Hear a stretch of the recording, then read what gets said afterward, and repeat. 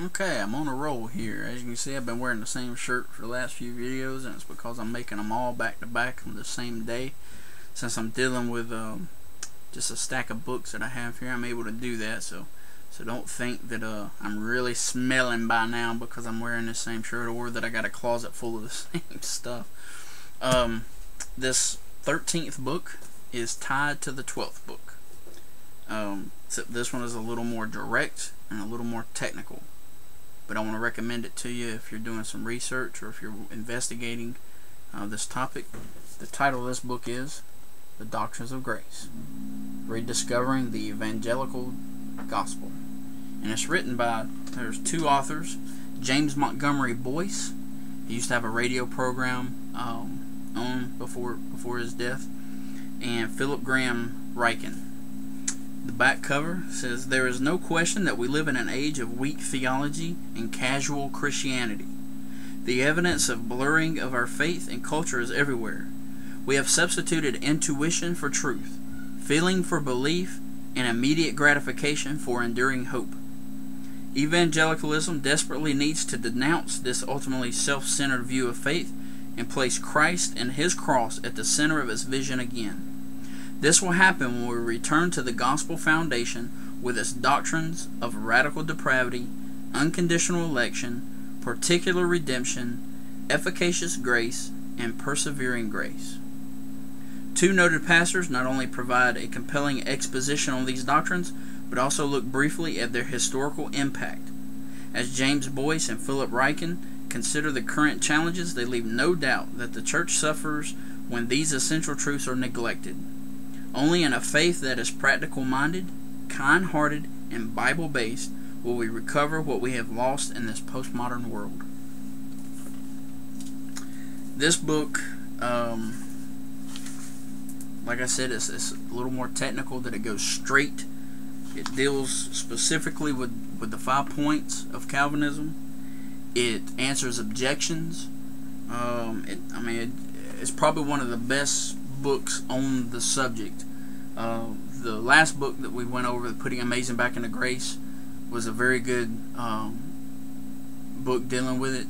But this one, this one can be used almost as a reference book. Part 1 is the Doctrines of Grace, and there's 2 chapters. Chapter 1 is Why Evangelicalism Needs Calvinism. Chapter 2 is Why Calvinism, or What Calvinism Does in History. So it's given some historical information to make sure that we're understanding what Calvinism is, where it came from, so that we have some true history to it and not some distorted information that seems to be floating around out there. Part 2 is the 5 points. So naturally, chapter 3 is radical depravity.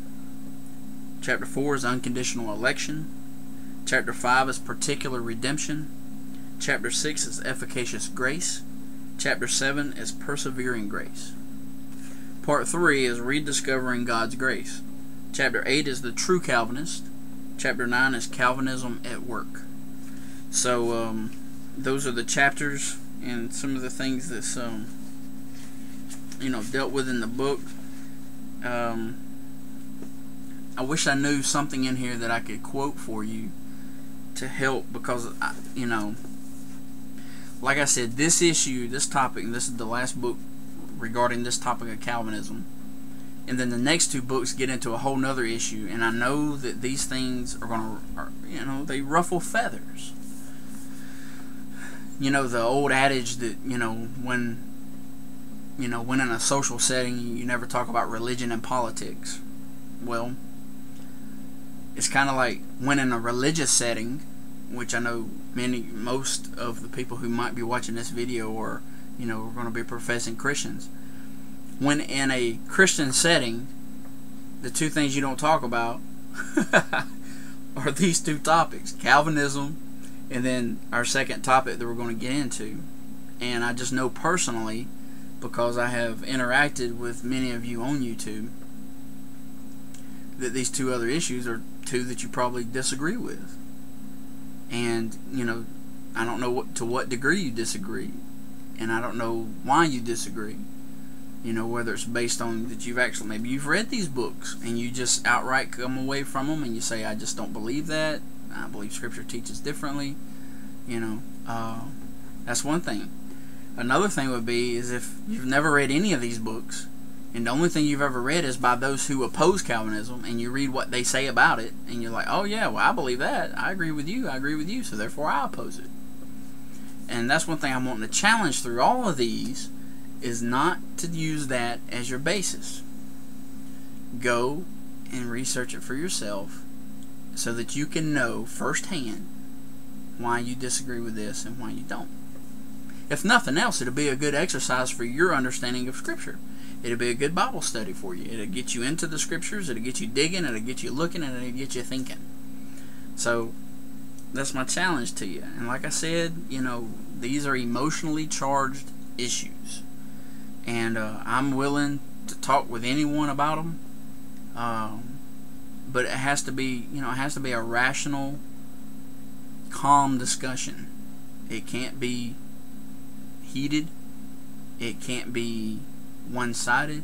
It has to be an honest to goodness, sit down, discuss, look, as Christians, as people who bow to God through Christ. It has to be in that way, and it has to be in a spirit of love. It has to be in a spirit of forgiveness, and it has to be in a spirit of understanding that at the end of the day, we both serve the same God, and we both worship Jesus, His Christ, and we believe on Him for our salvation. We recognize our own sinfulness. We recognize that there was a moment in time that we were converted, that we embraced the gospel, and that our life was changed, our heart was made new, our desires was changed, and we desire to please Him. It has to be in that setting.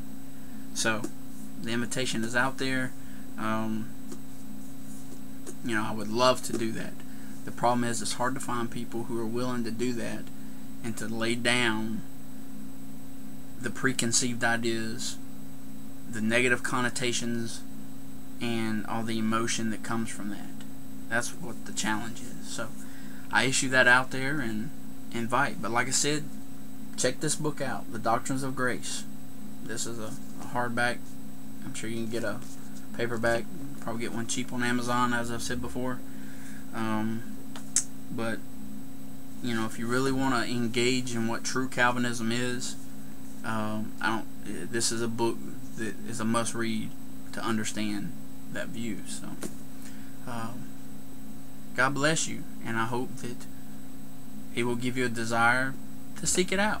Like I said, if nothing else, it'll benefit you. It'll help you know why you believe what you believe.